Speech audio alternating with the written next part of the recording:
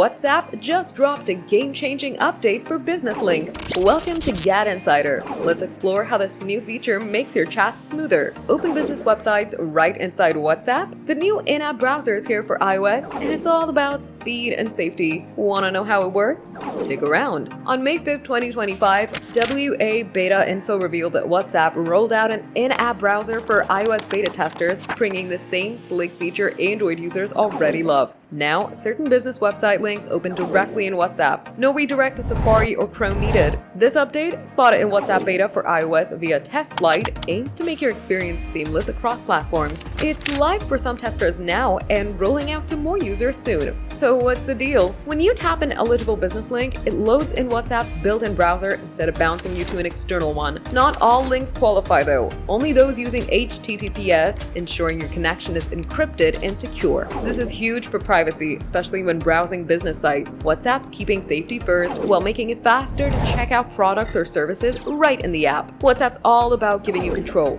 Don't want the in-app browser? No problem. Just tap the three-dot menu to open the link in your default browser like Safari. This flexibility means you get the best of both worlds, speed and choice. The feature is currently in beta, but expected to hit all iOS users in the coming weeks as WhatsApp polishes the experience. This update makes WhatsApp a one-stop shop for chatting and browsing business content securely. Whether you're shopping or checking out a service, it's faster and safer. Are you excited to try the in-app browser?